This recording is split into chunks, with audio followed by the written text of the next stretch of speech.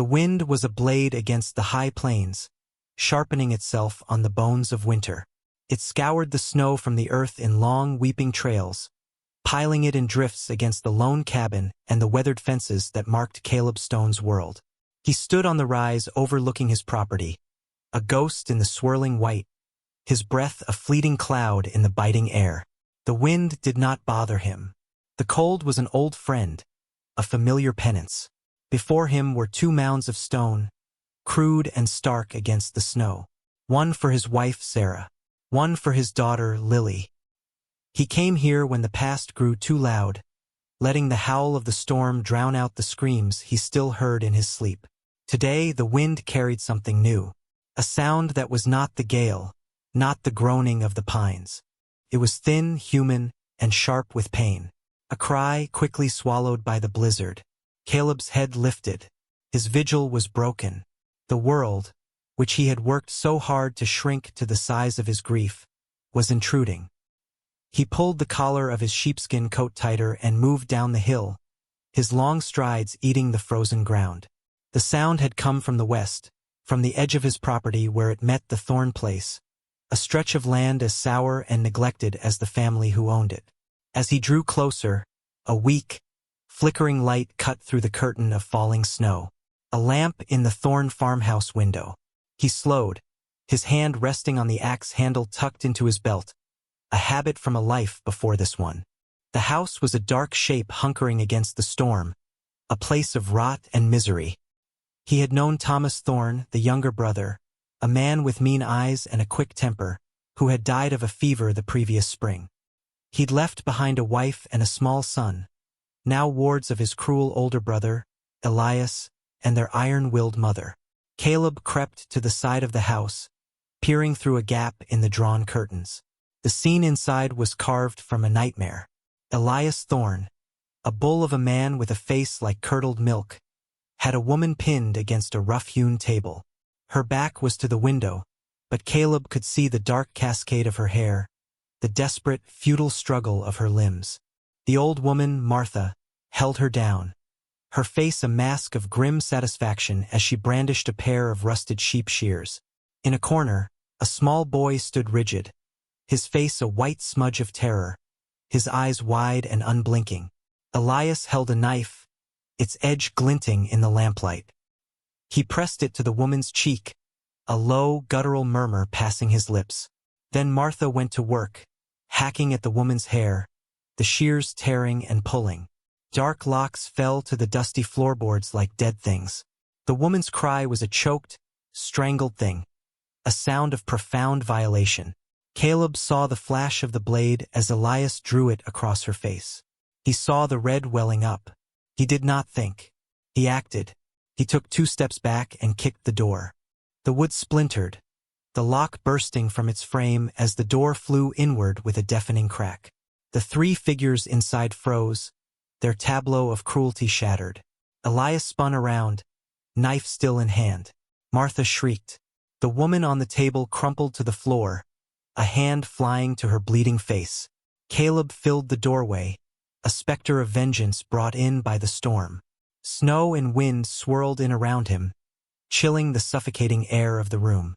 His eyes, the color of a winter sky, were fixed on Elias. "Let her go," he said. The words were quiet, yet they carried the weight of rocks. Elias sneered, recovering his bluster. "This is family business, Stone. Get off my land before I put you in it." Caleb's gaze didn't waver. It drifted from Elias's hateful face to the woman on the floor, her body trembling, her shorn hair a brutal crown around her head. He saw the small boy in the corner, who hadn't moved, hadn't made a sound, trapped in a prison of fear. He saw the whole wretched story in a single terrible glance. He stepped into the room, bringing the cold with him. "She's not yours to break." He walked toward the woman, his movements deliberate, unhurried. Elias raised the knife. "I'm warning you." Caleb didn't stop. He knelt beside the woman, ignoring the man who stood between him and the door. He looked at her, truly looked.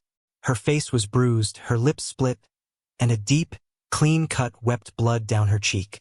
But her eyes, when they met his, were not broken. They were full of fury and terror and a desperate, flickering will. In that moment, he made a promise to that will. He stood up slowly, turning to face Elias. He said nothing. He simply waited. The silence stretched, thick with violence. Elias Thorne was a bully, used to fear and submission. He saw neither in the man before him. He saw only a stillness that was more terrifying than any threat. He saw the calloused hands, the rigid set of the jaw, the ghosts of old wars in the man's eyes. Elias took a half-step back. Caleb looked down at the woman. "You're coming with me." It was not a question. It was a vow. He extended a hand. She hesitated for a heartbeat, her gaze darting from Caleb to Elias, then to the small, silent boy. She pushed herself to her feet, ignoring Caleb's hand, and went to her son. She gathered the child into her arms, a fierce, protective motion. The boy buried his face in her shoulder, his small body still rigid. She turned back to Caleb and gave a single, sharp nod. He led them out into the blizzard, leaving the Thorns standing amidst the ruins of their power, the severed hair lying on the floor like a dark omen. The walk to his cabin was a battle against the elements. The wind tore at them, trying to rip the boy from his mother's arms, trying to push them back toward the life they were fleeing. Caleb walked in front, breaking the wind, a solid, unmovable wall. He did not look back. Inside his cabin, the sudden warmth and silence were a shock. A low fire burned in the stone hearth, casting a gentle, dancing light on the sparse furnishings. The place was clean, orderly, a testament to a man living a life pared down to its essentials. A single bed in the corner, a table with 2 chairs, a shelf with a few books. On the mantel, a small, worn wooden horse stood sentinel. Alara, he would learn her name was Alara, stood dripping in the center of the room, clutching her son, Leo. She looked small and broken in the firelight, the damage done to her starkly visible. The cut on her cheek was still bleeding. Caleb moved without a word.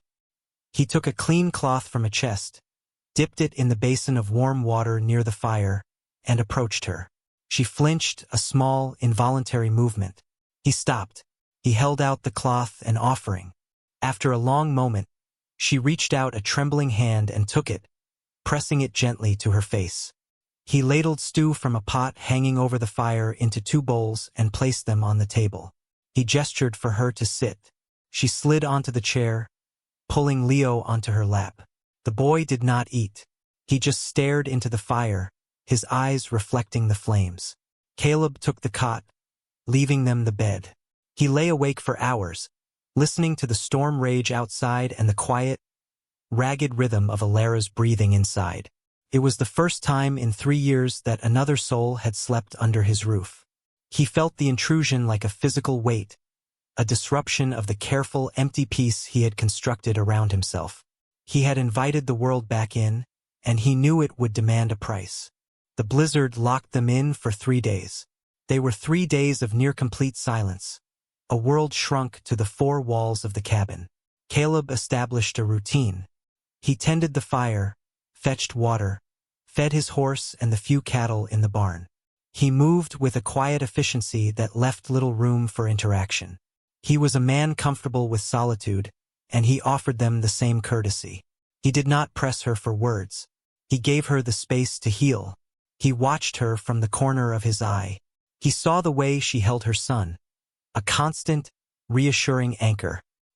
He saw the way she touched her hacked-off hair, a flicker of pain crossing her face before being suppressed. He saw her staring at the small wooden horse on the mantel, her expression unreadable. On the 2nd day, he found her stitching the cut on her own cheek using a small needle and thread from her pocket, her movements precise and steady. She was a survivor. He recognized the quality in her. It was a language they both understood. Leo remained a silent shadow attached to his mother. He would not let her go, his small hands always clutching a piece of her dress. His eyes followed Caleb everywhere, wide and watchful, but he made no sound. Caleb, in turn, acted as if the boy wasn't there, sensing that any direct attention would only make him retreat further. He would leave a piece of bread on the edge of the table or an apple and turn his back. Hours later, it would be gone. On the third morning, the storm broke. Sunlight, thin and pale, streamed through the single window. The world outside was a pristine, blinding white. The silence inside the cabin had shifted. It was no longer the tense silence of strangers, but something softer, a shared space of quiet endurance. Alara was sweeping the floor with a crude broom when he came in from the barn. She stopped, holding the broom like a shield. "The path to town will be impassable for a week. At least," he said, his voice rough from disuse. She nodded, her eyes on the floor. "You and the boy are safe here. Why?" The word was a whisper, fragile in the quiet room. Her first word to him. He considered the question. He could have given a simple answer. It was the right thing to do, but it was more than that. He looked at the grave-like mounds of her shorn hair, the brutal line on her cheek. He thought of the emptiness that had been his constant companion on the hill. "No one should have to stand alone against a storm," he said. It was the truest thing he could offer. That evening, as he sat by the fire, sharpening a knife, Leo approached him for the first time. The boy stopped a few feet away, watching the rhythmic scrape of stone against steel. Caleb didn't acknowledge him. He reached into his pocket and pulled out a small, half-finished block of pine. He began to carve, the knife moving with a familiar grace. Shavings fell to the floor in pale curls. Slowly, a shape emerged. The rough form of a bird, its head cocked, its wings half unfurled. When he was done, he set it on the hearthstone, near the boy's feet, and went back to sharpening his blade. He felt Alara's eyes on him. He felt the boy's stillness. After a long time, a small hand darted out and claimed the bird. The thaw came slowly, both outside and in. The snow melted, revealing the hard, brown earth. The silence in the cabin began to fill with small sounds. The clink of a spoon against a bowl. The soft hum of Alara mending a tear in Leo's shirt. One day she spoke again. "His name is Leo," Caleb nodded, not looking up from the harness he was repairing. "My husband, he was Thomas." She spoke of her past in broken fragments, over days, as if pulling shards of glass from a wound. Thomas had been a weak man, ruled by his older brother and mother. After his death, they had seen her and Leo as nothing more than property, tied to the failing land they coveted. The abuse had been relentless, a slow, grinding erosion of her spirit, culminating in the night the storm had brought Caleb to her door. She never cried when she spoke of it. Her voice was flat, detached, the voice of someone who had traveled so far into pain that the memory of it was just a landscape she had passed through. Caleb listened. He never offered platitudes or false comfort. He offered only his quiet presence, a witness to her testimony. He was beginning to realize how much he had needed that himself. He began to leave the cabin door open during the day, a silent invitation for them to step outside. Alara was the first to venture out, her movements hesitant. She stood on the porch, wrapping her arms around herself, breathing in the clean, cold air. The vastness of the land seemed to intimidate her, but she did not retreat. Leo followed, staying close to the wall, the carved bird clutched in his hand. Caleb watched them from the barn. He was mending a section of fence that had collapsed under the weight of the snow. He worked with a steady, methodical rhythm. Alara watched him for a long time. Then she walked over, picked up the spare hammer, and began to drive nails into the post beside him. They worked together, the sound of their two hammers a steady, companionable beat in the immense silence of the plains. They were rebuilding more than just a fence. He started to see parts of himself in her. In the way her hands, though gentle with her son, were calloused and capable. In the steel that resided deep in her eyes, a resilience that had been tempered, not broken. And she saw parts of herself in him. She saw the tremor in his hand when a loud noise startled him. She saw the way his gaze would linger on the hill with the two stone graves, a shadow falling over his features. One night, a nightmare ripped him from sleep. He woke with a strangled cry, the smell of smoke and gunpowder thick in his throat. He sat bolt upright on his cot, his heart hammering against his ribs. He looked over and saw Alara sitting up in the bed, watching him.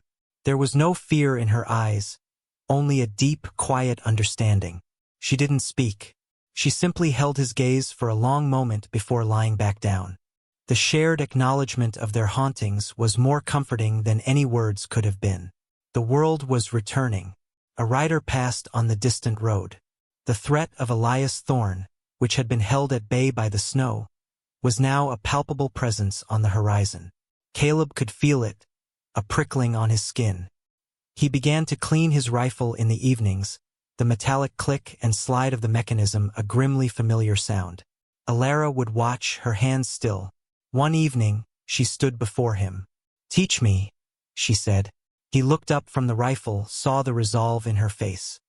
He saw the woman who had stitched her own wound, who had hammered fence posts until her hands bled. This was not about vengeance. This was about survival, about never being helpless again. He hesitated.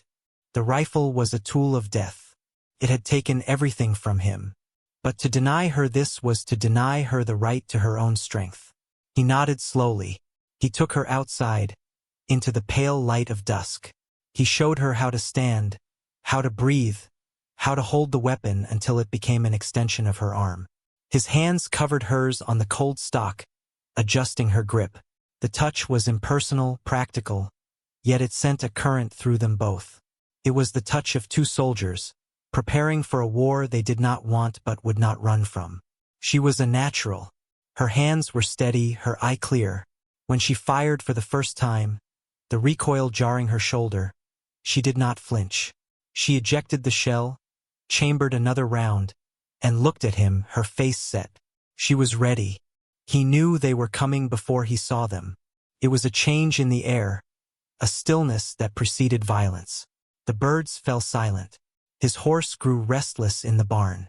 He sent Alara and Leo inside the cabin. "Bar the door. Stay away from the window." She looked at him, her hand tightening on the rifle he had given her. "Caleb," he met her gaze. "I'm not leaving you," she said. It was a simple statement of fact. A line had been drawn. They were on the same side of it. He nodded. "Then be ready." They appeared at dusk. For riders cresting the ridge, dark silhouettes against a blood-red sky. Elias Thorne was in the lead. They rode not with the caution of men expecting a fight, but with the arrogance of men who believed they were collecting a debt. Caleb was waiting on the porch, his rifle resting across his lap. He did not stand. He let them come. Elias reined in his horse a dozen yards from the house. "Stone, I've come for what's mine. Send out the woman and the boy." Caleb's voice was calm, carrying easily in the still air. "They're not yours, and this is my land. Turn around and ride away." Elias laughed, a harsh, ugly sound. "I gave you a chance to stay out of this. You brought this on yourself." He dismounted, pulling a pistol from his belt. The other men fanned out, their intentions clear. The world seemed to slow down.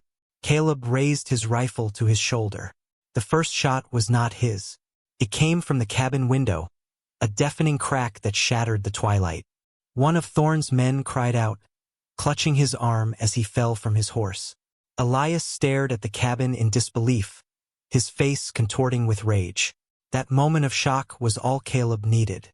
His own rifle fired, the sound echoing the first. Another rider tumbled from his saddle. The air exploded into chaos. Gunfire tore through the quiet evening.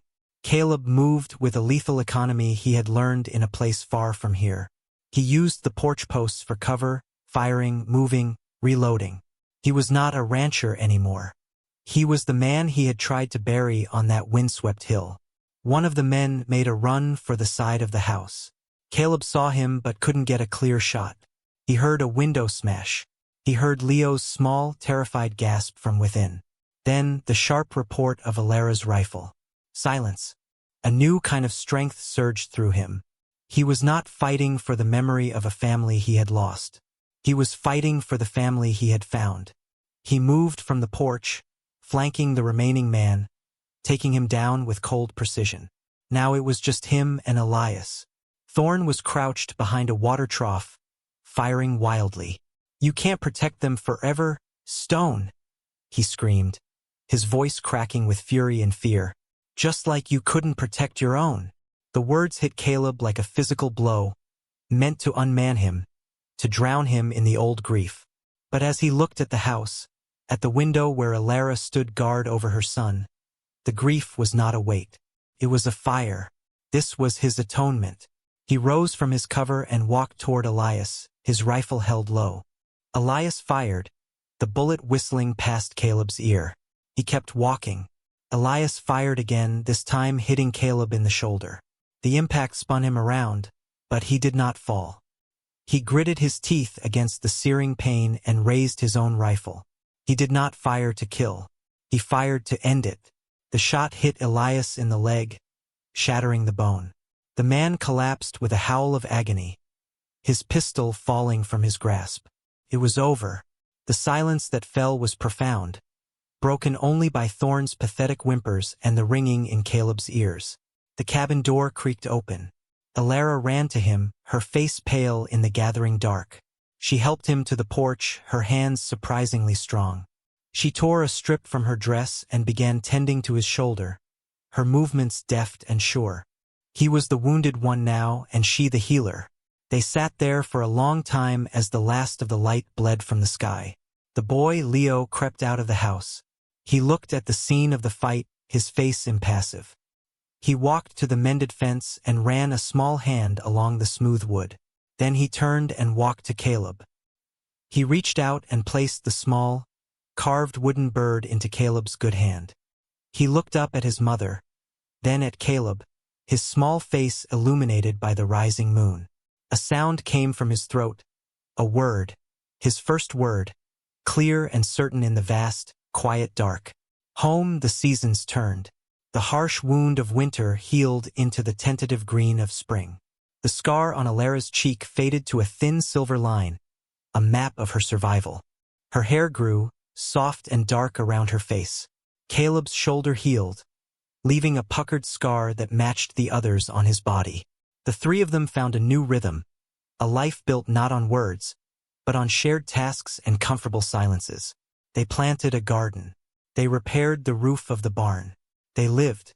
One evening, they sat together on the porch, watching the sun set behind the distant mountains. Caleb's gaze drifted to the 2 stone graves on the hill. The ache was still there, a part of him, but it no longer had the power to swallow him whole. Alara laid a hand on the railing near his. She didn't touch him, but he could feel her warmth. Leo sat between them, tracing the wings of his wooden bird, his quiet presence a bridge that connected their 2 solitudes. They were 3 broken people brought together by a storm. But here, in the quiet aftermath, they were no longer just broken. They were a family, forged in violence, bound by hope, and beginning to heal.